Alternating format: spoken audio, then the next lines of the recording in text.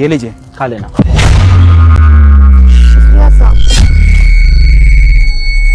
माँ, ये तो मेरी बीवी महक की आवाज लग रही है। नहीं बेटा, तुझे कोई वहम हो रहा होगा। महक यहाँ पर कैसे आई? तुझे तो पता है ना, वो तो अपने बॉयफ्रेंड के साथ भाग गई थी घर से। नहीं माँ, मुझे वहम नहीं हुआ है। माँ, ये तो सच में महक है, पर मुझे ये समझ में नहीं आ रहा कि इसने विधवा की साड़ी क्यों पहन रखी है। अरे बेटा, तू प्यार में इतना अंधा हो गया है कि तुझे हर जगह महक ही महक दिखती है, उसके अलावा तुझे कोई नजर नहीं आता। माँ, हाथ जोड़ता हूँ मैं आपके सामने, क्या एक बार आप पूछ सकते हैं कि इसका ये हाल कैसे हुआ है? नहीं, मैं कोई बात नहीं करूंगी उससे।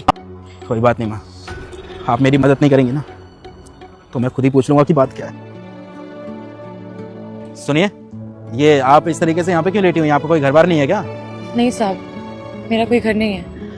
अगर मेरा घर होता तो मैं यूँ रास्तों पर भटकती थोड़ी रहती। अरे घर क्यों नहीं है? कोई तो घर होगा जहाँ पहले रहती होगी तुम। जरूर तुम्हारी शादी वगैरह हो गई होगी, जब तो ये विधवा की साड़ी पहन के लेटी हुई है तुम यहाँ पे। क्या हुआ है तुम्हारे पति को, कुछ बताओगी? जी साहब, पहले हमारा भी एक घर था, लेकिन उसके बाद हमें धक्के मारकर वहाँ से बाहर निकाल दिया गया। पहले था घर मतलब समझ में नहीं आया मुझे। मेरे सास और मेरे देवर ने मुझे घर से बाहर निकाल दिया। मैं पूछ सकता हूँ कि तुम्हें तुम्हारे घर से मतलब तुम्हारी सास और देवर ने क्यों निकाला? क्योंकि साहब, मेरे पति बिजनेस ट्रिप से बाहर गए थे। आते हुए उनकी फ्लाइट क्रैश कर गई और उसमें वो गुजर गए।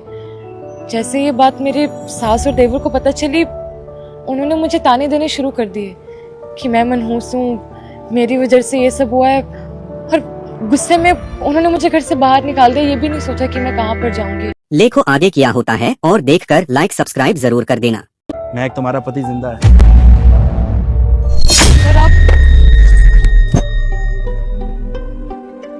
कहाँ चले गए थे? आपके बिना मैं बहुत अकेली हो गई थी।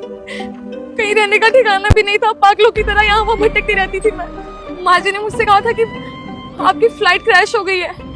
प्यारे बेटा, मेरी वीडियो को ऊपर मत करना, इसे एक लाइक करके चैनल को सब्सक्राइब कर देना और जाते जाते कमेंट में हमारे प्रभु श्री राम का नाम लिख देना। आपका बेटा सचमुच मर गया आपके लिए। अब आपके दो बेटे नहीं हैं, भूल जाना ये बात को। आपका सिर्फ एक ही बेटा, वो आपका छोटा बेटा है, और उसकी शादी अपनी मनपसंद की लड़की के साथ करना और रखना अपने स्टेटस को मेंटेन।